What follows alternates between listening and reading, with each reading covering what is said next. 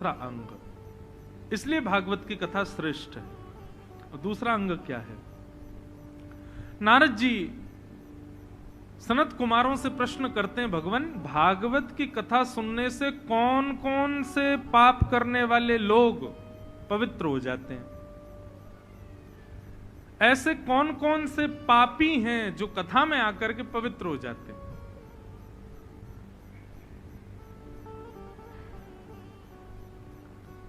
तब यहां पर सनत कुमार बहुत अच्छी बात कहते हैं, बहुत ध्यान से सुनना बंधुओं, कि ये मानवा पाप कृतस्तु सर्वदा सदा दुराचार रता विमार्गगा क्रोधाग्निदग्धा कुटिलस्य कामिनः सप्ताह यज्ञेन कलौ पुनन्ति। बहुत ध्यान से सुनिएगा बंधु, जिसने अपने जीवन में कोई पाप नहीं छोड़ा, सारे पाप किए हों। पाप कहते किसको हैं? कई जगह हम लोग जिसको पाप कहते हैं दूसरे लोग उसको पाप नहीं मानते, तो पाप कहते किसको हैं? भाई सीधी बात, किसी के मानने ना मानने से पाप नहीं बनता। वेदों में जिसके लिए मना किया गया है, शास्त्रों में जिसके लिए निषेध बताया गया है, गुरुजन और माता पिता जिस कार्य को करने से आपको रोकें वो आप करने लग जाओ, वही पाप है।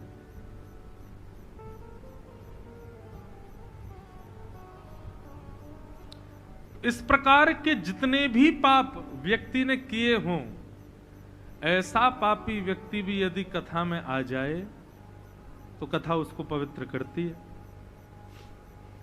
आप लोग कहोगे महाराज जी तो फिर कथाओं में सबसे ज्यादा चोर आने चाहिए, रात भर चोरी करेंगे सुबह कथा सुन लेंगे, आप कहते हो पाप मुक्त हो जाते हैं। कथा में सारे भक्ष खाने पीने वाले लोग आने चाहिए, वो रात में खाएंगे पिएंगे, सुबह आके कथा सुन लेंगे। ये बात अगर आप कथा के लिए घटा रहे हो तो ये तो गंगा जी के लिए भी है। गंगा जी में स्नान कर लो, फिर जाके कुछ खा पी लो, कुछ गलत कर दो, फिर आगे स्नान कर लो। गंगा जी भी तो पाप मुक्त करती हैं। बंधुओं, ऐसे जितने भी स्थानों के नाम आपने सुने हैं या ऐसी जितनी भी क्रियाओं के बारे में आपने सुना है जो पाप मुक्त करती हैं, एक बार यहां डुबकी लगा लो पाप मुक्त हो जाएंगे, एक बार कथा करा लो पाप मुक्त हो जाएंगे, गंगा जी के हर की पौड़ी में नहा लो महाराज, सबकी डुबकी लगा लो, अम्मा की, बाबा की, नानी की, नाना की, मौसी की, मौसा की, फूफा की, कोई रह तो नहीं गया, वो भी घर बैठे बैठे अपने पाप मुक्त हो जाएंगे। ऐसे नहीं होता, इस प्रकार पाप मुक्त नहीं होते। प्रक्रिया क्या है? ध्यान से सुनिए। आप पाप मुक्त होना चाहते हैं तो सबसे पहले तो अपने पापों की काउंटिंग करो, पाप किए कितने हैं। कल ही हम जब हैदराबाद से यहां आ रहे थे तो साथ में पीछे आप बैठे थे, मुझे तो दिखा भी नहीं मेरे संग आए कौन, अंधेरा इतना था मैं देख ही नहीं पाया, बस बातचीत हो रही थी। तो कल वृंदावन में कथा जब पूरी हुई तो वहां भी यही प्रसंग चल रहा था। आज यहां प्रारंभ है तो मैं इसी प्रसंगों को कहूं। व्यक्ति अपने सत्कर्मों की काउंटिंग करता है, पापों की कभी नहीं करता। हमसे लोग मिलने आते हैं, महाराज जी मैं ना हर वर्ष 2 बस लेके जाता हूं लोगों की, भर के गिरिराज जी परिक्रमा लगवा के लाता हूं सबको फ्री में बिल्कुल। हम खाटू श्याम जी जाते हैं, वहां जाकर के भंडारा कराते हैं। हम लोग तिरुपति जाते हैं महाराज जी, वहां पे ऐसा करके आते हैं, संतों को दान करते हैं। वृंदावन जाते हैं, अयोध्या जाते हैं, इतना दे के आते हैं, ये करते। कभी भी किसी व्यक्ति ने आकर के ये नहीं कहा महाराज जी मैंने पिछले वर्ष 5000 पाप किए, उससे पिछले साल मैंने 6500 पाप किए थे, अभी इस साल एक ही दिन हुआ है, कल में मैंने 300 पाप और कर लिए महाराज जी। कभी नहीं बताता।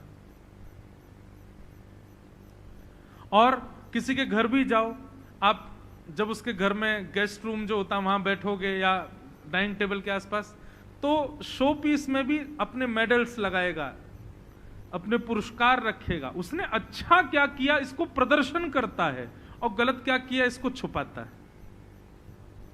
इसीलिए गलत करने की प्रवृत्ति बनती रहती है।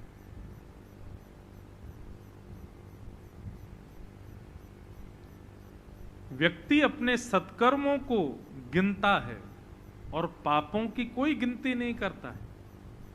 हम तो कल वृंदावन में जितने श्रोता थे सबसे संकल्प करवा के आए हैं कि अब ये माला जप है, लोग माला जपते हैं, नाम जप करते हैं। आजकल एक नया तरीका आया, एक मशीन लगा लेते हैं हाथ में, वो काउंटर मशीन होती है, उसको काउंट करते रहेंगे, राम राम राम राम राम, वो जितना नाम जपेंगे उतनी देर वो मशीन चलती रहती है।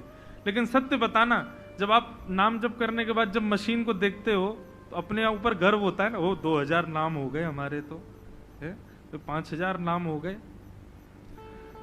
हम कल वृंदावन में सबको बोल के आए, मैंने कहा काउंटर मशीन सब लोग खरीदो और उसके जो नंबरिंग जहां आती है वहां पर एक व्हाइट टेप लगा देना ताकि आपको नंबर ना दिखें, पर उस पर भगवान नाम की काउंटिंग नहीं करनी है। आप जब भी कुछ गलत करो तब काउंट करो। किसी से आपने कुछ गलत बोला, बटन दबाओ। आपको किसी को देख करके ईर्ष्या हो गई, बटन दबाओ। किसी से आपने गलत क्रोध में बोल दिया, बटन दबाओ। और हर महीने की 30 तारीख को उसका वो टेप हटा के देखा करो कितने हुए।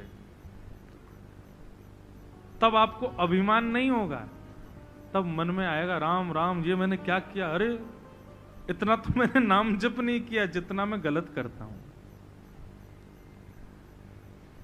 व्यक्ति अपने सत्कर्मों को गिनता है, भगवत भजन को गिनता है, अच्छी क्रियाओं को गिनता है।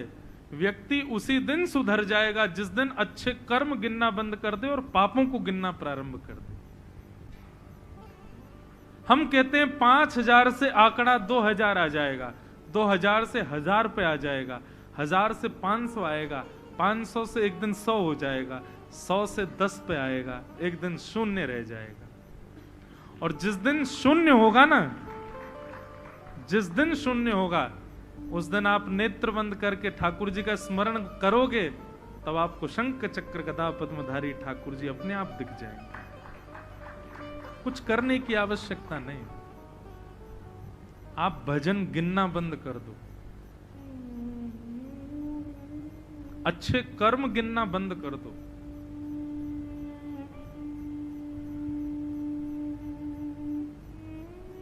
कथा पाप मुक्त करती है, गंगा स्नान पाप मुक्त करता है, पर कब करेगा? जब आप गंगा जी में स्नान करने से पहले गंगा जी का जल हाथ में लोगे और संकल्प लेकर के गंगा जी को वचन दोगे, मैं आज के बाद सिगरेट नहीं पीऊंगा, आज के बाद बक्ष नहीं खाऊंगा, आज के बाद किसी से गलत नहीं बोलूंगा, मैं उससे बहुत ईर्ष्या करता हूं, आज के बाद नहीं करूंगा, मैं अपनी पत्नी से बहुत लड़ता हूं, झगड़ता हूं, बच्चों को बहुत डांटता हूं, मैं उससे ऐसे बोलता, ये सारे पाप मैंने किए गंगा जी, मैं आपको वचन देता हूं आज के बाद नहीं करूंगा, अब मुझे आप पवित्र कर दो। ऐसा वचन लेकर के जब आप गंगा जी में प्रवेश करोगे तब गंगा पवित्र करेगी। क्यों? गंगा जी भी इसी वादे पर पवित्र करेंगे कि बेटा याद रखना पवित्र तो हम कर रहे हैं, अगर तुमने स्नान के बाद पुनश्च पाप किया तो पिछला तो उत्पन्न हो ही जाएगा, अब जो भी करोगे वो मल्टीप्लाई इनटू 1000 होगा, दुगना लगेगा। इसलिए ये हर की पौड़ी पे इतनी भीड़ लग रही है ना, अगर वो इस बात को सुन लें तो भीड़ ही कम हो जाए हर की पौड़ी पे, कर ही नहीं पाएगा कोई भी। क्योंकि महाराज गंगा दशहरा पापी ऐसा नहीं कहूंगा, पापियों ने सॉरी क्षमा, पर लोगों ने ऐसा मान रखा है कि आज गंगा जी स्नान हो गए, 2-4 दिन पवित्र रहेंगे, उसके बाद फिर शुरू लग गए, अरे आज अभी कुछ दिन बाद फिर आ जाएंगे गंगा जी नहा लेंगे।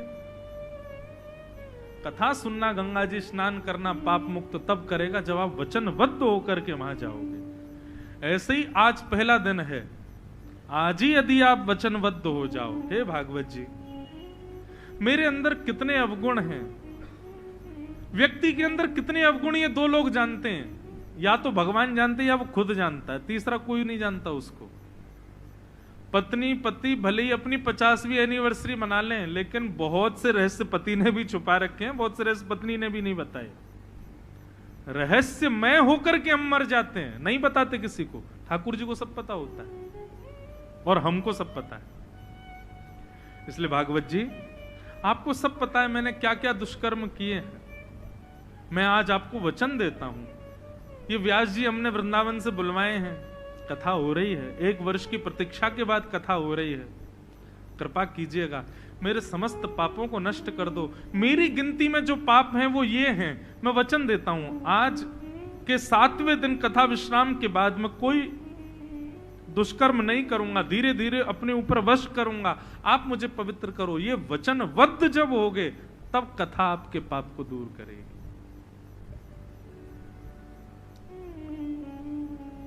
वचनबद्ध होना आवश्यक है, वचन देना आवश्यक है। सावधान तय श्रृणु, सब लोग सावधानी से सुनो, बहुत ध्यान से सुनो। तो सनत कुमार कहते हैं, ये मानवा पाप कृतस्तु सर्वदा सदा दुराचार रता विमार्गगा क्रोधाग्नि दग्धा कुटिलश्च कामिनः सप्ताह यज्ञेन कलौ पुनन्तिते। सप्ताह कथा सब प्रकार के पापों को मुक्त कर देगी, लेकिन कब? जब वचनबद्ध होगे। कथा का नियम है बंधुओं, एक करो तो बताऊं, तत्श्रुण्वन, पहले तो सुनो, और फिर उसके बाद दूसरा तो नहीं कर पाओगे, प्रपठन। फिर ऐसा वर्णन है कि कथा सुनो कैसे, बोले भागवत जी देखते हुए पढ़ो। अब संस्कृत का इतना बोध नहीं होने के कारण पढ़ते हुए तो नहीं सुन पाओगे, केवल सुन ही लो। तो श्रृणवन, प्रपठन, और तीसरा काम बहुत जरूरी है, वो क्या? विचारण परो। कथा के बाद कम से कम प्रयास करना चाहिए कि आधा पौना घंटा आप मौन रहो, और मौन रह के क्या करो? चिंतन करो। व्यास जी ने 3 बजे से 7 बजे तक क्या सुनाया था, आज क्या क्या पॉइंट्स थे। इस और अच्छा होगा, कॉपी, एक डायरी छोटी बना लीजिए, उसमें पेन से लिखिए, कोई भी बात अच्छी लगे उसको पॉइंट आउट करो। और कथा के बाद कहीं एकांत में बैठो और फिर सारे पॉइंट्स को देखो एक बार, और हर दिन देखो। ये विचार जो आप करेंगे ना कथा का, वही लाभकारी बनेगा। हम बताते तो हर कथा में, करते बहुत कम लोग हैं। कुछ लोग हैं ऐसे, वो मेरी हर कथा में इतने मोटे मोटे नोट्स बनाते हैं। क्यों? विचार करते हैं, कुछ नया भाव उनके अंदर आता है तो लिखते हैं। कथा विचार से ही परिवर्तन करेगी। केवल सुन के झाड़ करके भोजन करने गए, अपच हो जाएगी फिर तो। भोजन के बाद भी 2 घंटे के लिए, भोजन का नियम है आयुर्वेद में, भोजनांते 100 पदम गच्छेत। भोजन के बाद 100 कदम चलो, और फिर उसके बाद इधर की तरफ लेट जाओ थोड़ी देर, तो भोजन पचता है। ठीक वैसे 4 घंटे कथा सुनिए तो पचाने के लिए आधा घंटा तो मौन रहो कम से कम। वो जो कथा है उसको भीतर भीतर मनन करो, तब वो कथा लगेगी। ऐसे करके जो कथा सुनता है, निश्चित है, हमारी जिम्मेवारी पे हम कह रहे हैं, ऐसा व्यक्ति कभी कुमार्ग को नहीं अपना सकता। जो विचारशील होकर के कथा सुनता है, केवल सुनता है, उसका कल्याण नहीं होगा कथा से। विचार करे, चिंतन करे। इस प्रकार बताते हुए नारद जी ने पूछा, तो क्या भगवान माता पिता से द्वेष करने वाला, माता पिता से बैर करने वाला बालक यदि कथा सुने तो कथा उसको भी पवित्र करती है? हर प्रकार के पाप को आप कह रहे हो, तो माता पिता से विद्वेष करने वाला जो बालक है, कथा क्या उसको भी पवित्र करती है? सूत जी बोले, निश्चित, कोई संशय नहीं। नारद जी बोले, क्षमा करें भगवान, ये बात मैं स्वीकार नहीं कर सकता, क्योंकि शास्त्र क्या करते हैं, माता पिता का द्रोह करने वाला व्यक्ति गुरुद्रोही माना जाता है, मातृप्रत्य द्रोही माना जाता है, ऐसे व्यक्ति के हाथ से चढ़ा हुआ पुष्प भी ठाकुर जी स्वीकार नहीं करते। आप कह रहे हैं कि भागवत जी उसको पवित्र कर देती, कैसे? तब यहां पर एक कथा सुनाई गई। एक तुंगभद्रा नदी के नाम, तुंगभद्रा नदी के तट पर एक स्थान था। वहां पर एक आत्मदेव नाम के ब्राह्मण रहते थे। उनके कोई संतान नहीं थी, पत्नी का नाम धुंधुली था, और संतान ना होने की वजह से बहुत दुखी रहते थे। एक बात कहें बंधुओं, जितना कम सामान उतना सफर आसान। जो जीवन में जितने कम मित्र, जितने कम संबंध, जितने कम व्यवहार रखेगा वो उतना सुखी रहेगा। जो जितने ज्यादा संबंध, जितने ज्यादा व्यवहार और जितने ज्यादा लोगों को अपने से जोड़ने का प्रयास करेगा, निश्चित है कि उसके जीवन में दुख भी ज्यादा ही होगा। क्योंकि हो तुम एक, समय देना चाहते हो 100 को, परेशान हो जाओगे, नहीं दे पाओगे। ऐसे ही अपने निज जीवन में भी जितना सीमित रहोगे उतने प्रसन्न रहोगे, जितना फैलावरा फैला लोगे उतने ज्यादा दुखी हो जाओगे। यदि ठाकुर जी किसी संबंध को जीवन में नहीं देते हैं तो आप ठाकुर जी की कृपा माना करो। कई बार क्या होता है, किसी परिवार में संतान नहीं होते तो लोग इसमें अपशगुन मानते हैं, ओ कोई पाप होगा, इनके घर में कोई अपशगुन है, आदि आदि बातें सोचने लग जाते हैं। उस पति को दोष देने लग जाते हैं, पत्नी को दोष देने लग जाते हैं, जरूर इनके पूर्व जन्म के कर्म अच्छे नहीं हैं, ऐसे हैं वैसे हैं, आदि आदि जो भी बात। हमारी एक बात सुनिए, नंद बाबा और यशोदा की वास्तविक संतान नहीं है श्री कृष्ण, तो क्या आप उनको भी अपशगुन मानोगे? वास्तविक संतान तो श्री ठाकुर जी देव की मैया के थे। बस 11 वर्ष 56 दिन कंस से मुक्त होने के लिए और ब्रज लीला करने के लिए आए थे।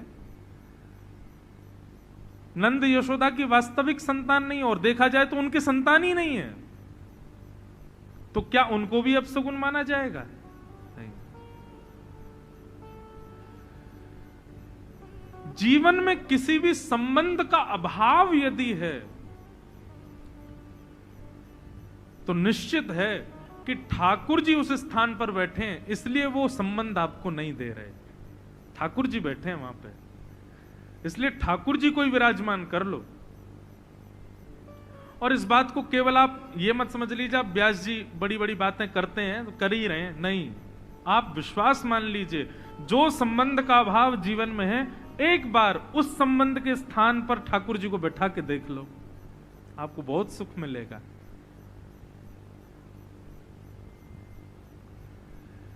और दूसरी बात कहें बंधुओं, प्रकृति आपको जो दे उसको प्रसाद मान के स्वीकार करो, जो ना दे उसके लिए प्रकृति से कभी जिद मत करो।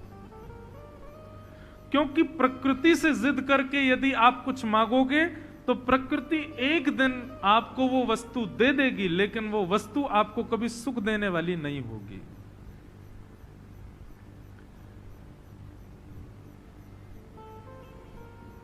इसलिए भैया जीवन जैसा मिल गया है ना, ठाकुर जी की राजी है उसमें, रजा है उसमें, राजी रहो, उससे परेशान मत होइए। सूरदास जी को कोई कहता, सूरदास जी पूरे दिन तुम जो है भगवान का कीर्तन करने लगते हो, पूरे दिन भगवान का कीर्तन गाते हो, और ठाकुर जी ने देखो तुम्हारे साथ कितना बुरा किया, आंखें ही नहीं दी आपको। अब सूरदास जी को डिमोटिवेट करने वाले तो बहुत लोग थे, लेकिन ऐसे मोटिवेटेड थे सूरदास जी, क्या उत्तर देते थे पता है? बोले भैया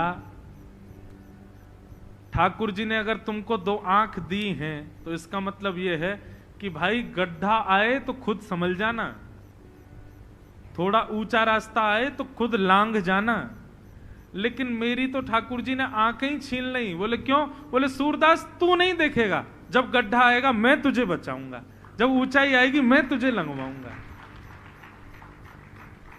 सूरदास जी कह रहे हैं कि तुम्हारे पास उपलब्धि है तो इसका मतलब जिम्मेवारी संभलने की तुम्हारी, और मुझ पर उपलब्धि नहीं है तो मतलब मुझे संभालने की जिम्मेवारी ठाकुर जी की है।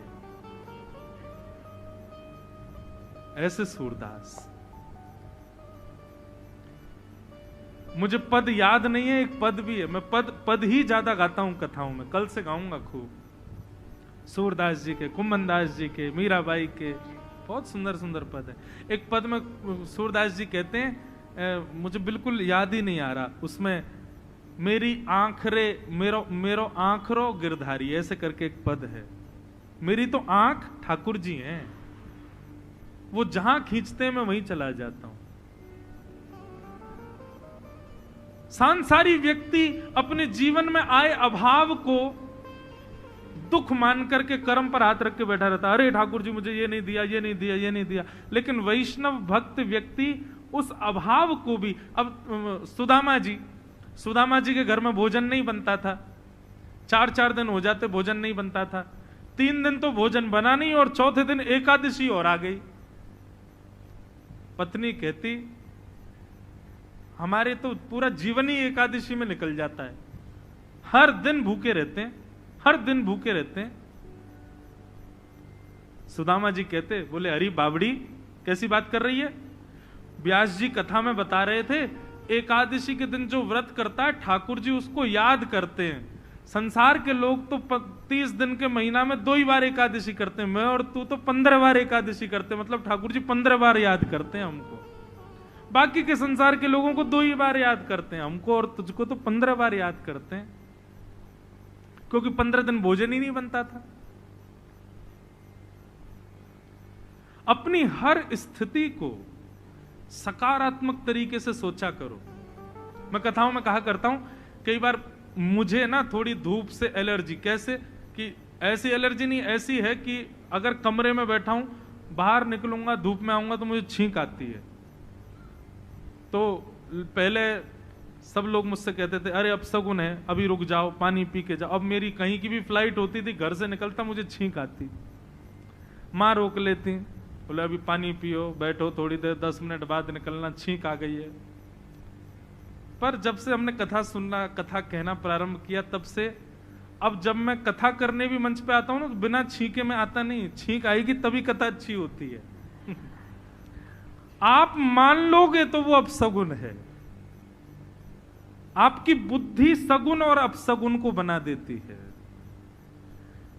वैष्णव भक्त किसी भी स्थिति को अपसगुन नहीं मानता, हर स्थिति को सगुन मानता है।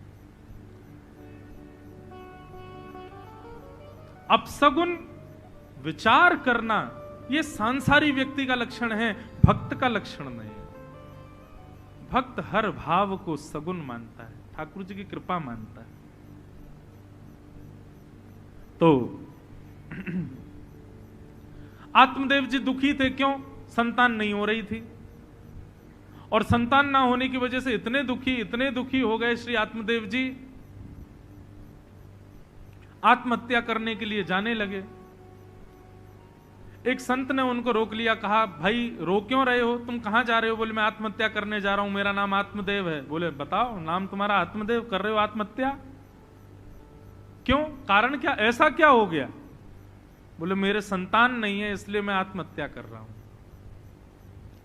संत ने ललाट देख करके बता दिया, बोले 7 जन्मों तक तुमको बालक नहीं होगा, इस जन्म तो भूल ही जाओ। भैया ठाकुर जी ने तुम्हारे जीवन में भार कम दिया है, प्रसन्न रहो ना। बालक होंगे, उनकी देखभाल करोगे, पढ़ाओगे लिखाओगे, पूरे दिन उन्हीं में व्यस्त रहोगे। अब जितना समय बालकों को दोगे उतना समय ठाकुर जी को दे दो, खुश रहो।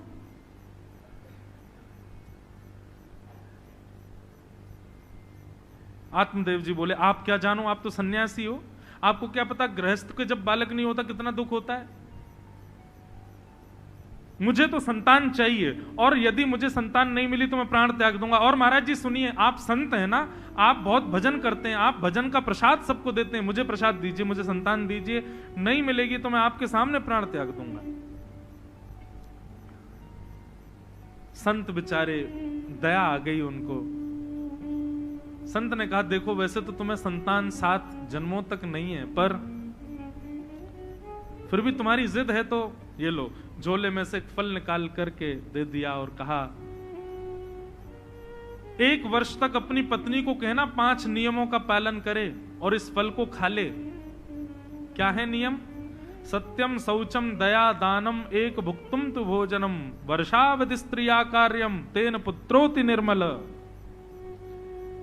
कोई भी माता जैसे ही पता चले कि गर्भ में बालक है, इन 5 नियमों का पालन करना प्रारंभ कर दे। सबसे पहला, जब तक बालक जन्म ना ले, सत्यम, सत्य बोले। यदि वे चाहते हैं कि उनका बालक श्रेष्ठ हो, तो बालक के जन्म के बाद उसकी परवरिश करोगे, उससे काम नहीं चलेगा। मां के गर्भ में बालक जब होता है, उस समय मां की विचारधारा जैसी होगी, उस समय मां का रहन सहन जैसा होगा, उससे बालक पर प्रभाव पड़ता है। सबसे पहला सत्य बोले। दूसरा शौचम यानी पवित्रता रखे, अपने आसपास भी शुद्ध रहे, शुद्धता रखे, खुद भी शुद्ध रहे। सत्यम शौचम। तीसरी बात दया, शत्रु पर भी दया करे उस समय। दानम, हर दिन जब तक बालक जन्म ना ले, किसी एक वस्तु का दान करे, वस्त्र का दान करे, अन्न का दान करे, धन का दान करे, बर्तन दान करे, जो उसका मन करे, हर दिन बदल बदल करके दान करे जब तक बालक जन्म ना ले। सत्यम शौचम दया दानम। और सबसे कठिन, वैसे तो ये सभी कठिन है, इसीलिए मैं कथा में कहा करता हूं, 9 महीने की तपस्या मां की, यदि वो तपस्विनी बनकर के 9 महीना साध ले तो बालक साधारण नहीं होगा। फिर माताएं पिता कहते हैं, नए बालक जब जन्म लेते हैं घर में, बोले महाराज जी बालकों को पालना कम तपस्या है, उनको पाल पोस के बड़ा करना, खिलाना ठीक है, परंतु उससे भी तगड़ी तपस्या है जब मां 9 महीने बालक को गर्भ में रखती है। उस समय तपस्विनी की तरह यदि वो अपना जीवन व्यतीत करे और इन 5 धर्मों का पालन करे। 5वां क्या है? एक भुक्तुम तु भोजनम, अधिकतर फलाहार लेवे, भोजन एक ही बार करे। ज्यादातर फल के आहार पर ही और पौष्टिक भगवत प्रसाद को सेवन करे।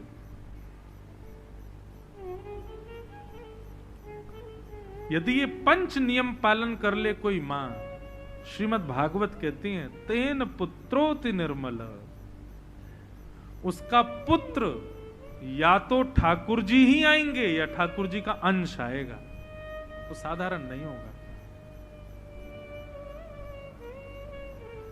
आप कितने भी श्रेष्ठ लोगों को, जिन्होंने भक्ति के मार्ग में, ज्ञान के मार्ग में अपना नाम आज तक जिनका प्रज्वलित है, उनकी मां का जीवन देख लेना, उनकी मां की तपस्या देख लेना, श्रेष्ठ ही रही होगी। मां की तपस्या और पिता के सत्कर्म ही पुत्र को प्राप्त होते। प्रहलाद जी महाराज एक राक्षस कुल में जन्मे थे, पिता उनके राक्षस थे, लेकिन बहुत बड़ी कृपा रही कि जब कयाधु यानी कि हिरण्यकश्यप की पत्नी जिस समय गर्भवती हुई, उस समय हिरण्यकश्यप तप करने के लिए चला गया, अमर बनने के लिए, अमर की तपस्या, अमर का वरदान मांगने के लिए तप करने चला गया था हजारों वर्ष के लिए। और उस समय कयाधु गर्भवती थी। तब नारद जी ने सही समय जान करके और कयाधु जी को आकर के कथा सुनाई, नियम बताए, और उसी का परिणाम हुआ कि हिरण्यकश्यप जैसे राक्षस के घर पर प्रहलाद जी का जन्म हुआ।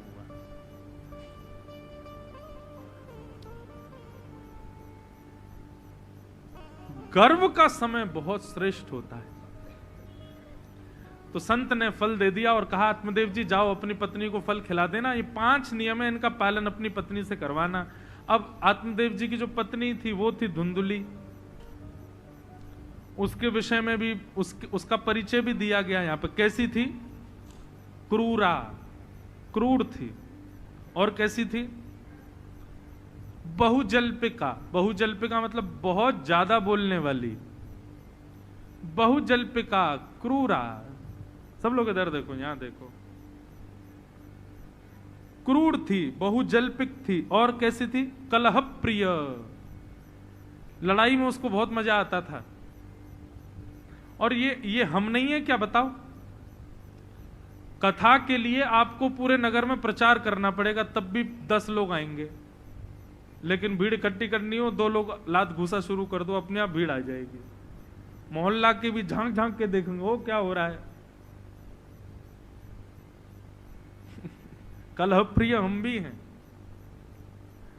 अच्छा एक बात बताएं, ये आत्मदेव और उनकी पत्नी धुंधुली, ये कथानक मैं बता रहा हूं, वास्तविकता में ये कौन है? हमारी आत्मा ही आत्मदेव है और हमारा मन ही धुंधुली है। आत्मदेव चाहता है कि श्रेष्ठ गुण हमारे भीतर जन्म लेवे, लेकिन मन नहीं चाहता। मन रूपी क्या नाम है इसका, धुंधुली, वो क्या कहती है? आत्मदेव कहता है ये लो संत। अच्छा संत कौन है? ये कथा आदि जो आप लोग सुन रहे हो, कथा में जो वचन है, यही वो फल हैं। जो फल आप अपने मन रूपी पत्नी को खिलाओगे तो उसका एक बालक जन्म लेगा, सत्कर्म रूपी बालक जन्म लेगा। अब आप क्या करते हैं कि कथा आदि सुनकर के वक्ता के मुख से सुनी गई वार्ता का फल लेकर के जाते हो, मन से कहते हो चलो इस फल को खा लो, इस फल को जीवन में उतार लो। लेकिन मन क्या कहता है? धुंधुली क्या कहती है? अरे राम राम राम, बताओ फल खाने से कोई बालक जन्म लेगा? ये फल लिया है पता नहीं कहां से, अब फल खा भी लूंगी, बालक गर्भ में आ भी गया तो बालक गर्भ में आ जाएगा तो जो चाहूंगी खाना पाऊंगी, जहां चाहूंगी जाना पाऊंगी, जिससे चाहूंगी लड़ना पाऊंगी, मैं कुछ भी नहीं कर पाऊंगी, बंध जाऊंगी 9 महीने के लिए। बड़ा बेकार हो जाएगा जीवन तो। और धुंधुली फल ले तो लेती है लेकिन खाती नहीं है। मन कथा रूपी फल को ग्रहण तो करता है लेकिन जीवन में उतारने नहीं देता। अब और क्या कर देता है? उसको कोने में फेंक देता है। वही धुंधुली ने किया। धुंधुली ने भी फल फेंक दिया। घर में एक बाज गैया थी, गैया ने वो फल खा लिया। और बहाना बनाते हुए आत्मदेव जी से धुंधुली कहती है मैं जा रही हूं मायके, अब 9 महीने गर्भ में बालक रहेगा, आप तो व्यस्त रहे तो मेरा ध्यान कौन रखेगा? मां मेरे माता पिता बहनें मेरा ध्यान रखेंगी, 9 महीने बाद में आऊंगी, 1 वर्ष बाद आऊंगी जब बालक जन्म ले लेगा। और धुंधुली वहां जाती है, अपनी सहेली को बहुत सारा धन दे देती है, बोले तुम गर्भवती हो, 9 महीने बाद जो बालक हो मुझको दे देना, मैं तुमको धन दे देती हूँ, तुम्हारे घर में पहले से ही 6-7 बालक हैं, एक बालक मुझको गोद दे देना, मैं पति को जाके बता दूंगी मेरा ही हुआ है, कौन सा वो देखने आ रहे हैं यहाँ पे। और यही किया।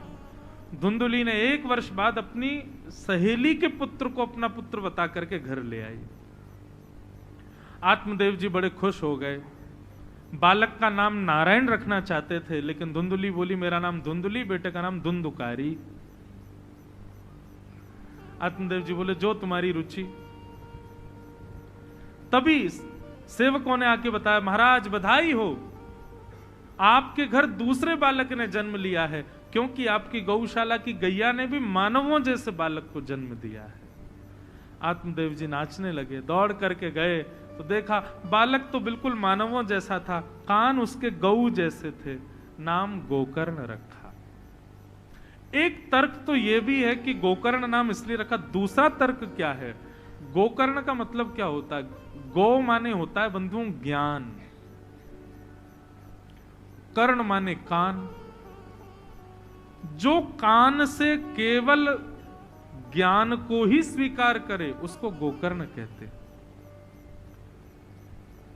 आज 2 तारीख से लेके 8 तारीख तक 3 बजे से 7 बजे तक आप सब गोकर्ण हो, क्योंकि आप केवल अपने कर्ण से ज्ञान ही सुन रहे हो। यहां कोई फालतू बात तो हो नहीं रही, कोई संसारी चुटकुल्ले तो सुनाए नहीं जा रहे, कोई भद्दे गीत तो गाए नहीं जा रहे।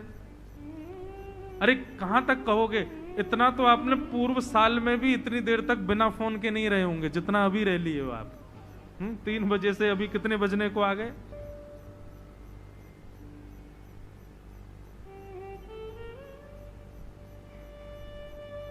ये गोकर्ण।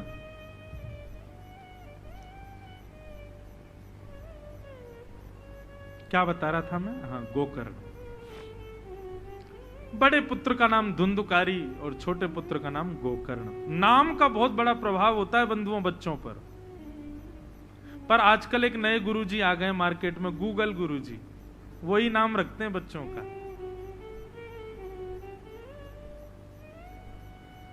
पंडित जी केवल आप तो हमको अक्षर बताओ।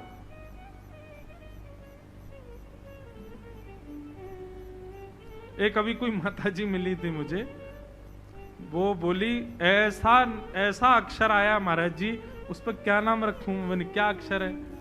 बोले ट ट ट अक्षर है। अब ट पे क्या नाम रखूं? मैंने कि अब मैया हम देख के बताएंगे, सोच के बताएंगे। बोले गूगल ने तो बहुत सारे नाम बताए मेरे, तो उसी पे रख दो फिर। देखो, ऑप्शन कहीं भी देखना बुरी बात नहीं है, पर बालकों का नाम किसी भजनानंदी व्यक्ति से ही रखवाओ। वे जो नाम कहें वही बालकों का नाम रखना चाहिए, उसका बहुत बड़ा प्रभाव होता है बंधु। अजामिल की कथा आती है ना भागवत में। अजामिल के साथ क्या हुआ था? बस संतों ने यह कह दिया था, बोले अजामिल इतनी दक्षिणा दे दो, तुम्हारा जो अगला पुत्र घर में जन्म ले उसका नाम नारायण रख देना। नारायण कोई बहुत महंगा नाम नहीं है, बहुत क्लिष्ट नहीं, ढूंढने की जरूरत, सबको पता नारायण। अजामिल ने यह भी कह दिया, बोले बड़ा पुराना सा नाम है, कोई नया धर दो। पत्नी ने कहा नहीं नहीं, संत कह रहे हैं तो फिर नारायण ही नाम रख देंगे। और उसका प्रभाव देखा, जिस अजामिल को यम के दूत ले जाने लगे, केवल उसके पुत्र के नाम की वजह से उसको वैकुंठ की प्राप्ति हो गई। नाम कौन रखता है बालकों का, इससे भी प्रभाव पड़ता है। इसलिए भैया बच्चे जब जन्म लेना घर में, पहले से सोच लिया करो। जिस समय पता चले कि घर में बालक आने वाला, उसी समय सोच लो कि हम किन से नाम रखवाएंगे। गूगल से नहीं। नाम अच्छा, क्वालिटी अच्छी मिल जाएगी, क्वांटिटी बहुत सारी मिल जाएगी, क्वालिटी अच्छी नहीं बन पाएगा फिर वो बालक। वो तो संत के द्वारा ही रखवाओ। नाम का प्रभाव हुआ, दोनों बालक बड़े हुए। धुंधुकारी तो महान दुष्ट हो गया और गोकर्ण पंडित ज्ञानी बना।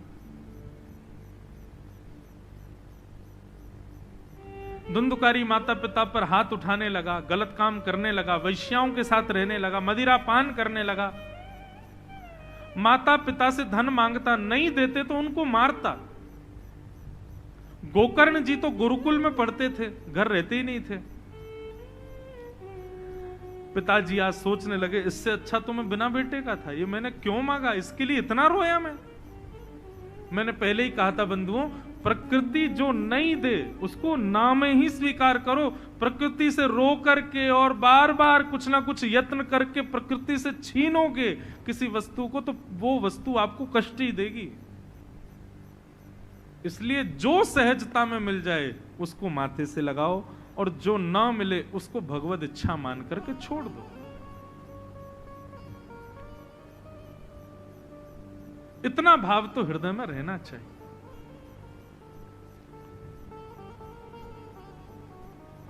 पिता घर छोड़ करके चले गए, मां ने कुआं में कूद करके प्राण त्याग दिए। धुंधुकारी अकेला घर में रहने लगा। अब तो वैश्याओं को घर में लाके रखने लगा। आत्मदेव जी महाराज घर छोड़ करके वन में जाके रो रहे थे, तभी वहां पर गोकर्ण जी आ गए और कहा, पिताजी आप इतना रो क्यों रहे हो? बोले बेटा, इस बालक ने तो मेरा घर नरक बना दिया। ये ऐसे बालक के लिए मैंने प्रार्थना की थी, ये धुंधुकारी। अपने पिता को कष्ट में देख करके गोकर्ण जी महाराज कहते हैं, पिताजी आप कृपा करके 10 मिनट मुझको ध्यान से सुनिएगा, मैं आपसे कुछ बात कहना चाहता हूं। और यहां पर गोकर्ण जी ने 2 श्लोकों में पूरी भागवत का सार सुना दिया। ऐसा ज्ञान दिया आत्मदेव जी को कि आत्मदेव जी के नेत्र के अश्रु शांत हो गए। आत्मदेव जी परम प्रसन्न हो गए, भगवत धाम को प्रस्थान कर गए। हमारे पूज्य पिताजी महाराज के पूज्य गुरुदेव अनंत श्री विभूषित श्री रामानुज प्रपन्नाचार्य गुरु जी महाराज, वे तो कहते हैं कि भैया आत्मदेव को सुनाई गई ये गोकर्ण के द्वारा 2 श्लोक, ये पूरी भागवत की कथा का सार है। बहुत ध्यान से सुनिएगा। गोकर्ण जी कहते हैं कि देहे स्थिमां सरुधिरे भीमतिं त्यजत्वम् जाया सुतादिषु सदा ममतां विमुञ्च पश्यानिशं जगदिदं क्षणभङ्गुनिष्ठम् वैराग्यरागरसिको भवभक्तिनिष्ठः। क्या कह रहे हैं गोकर्ण जी? बहुत ध्यान से सुनना। पिताजी, आप दुखी क्यों हो? पुत्र की वजह से? बोले नहीं,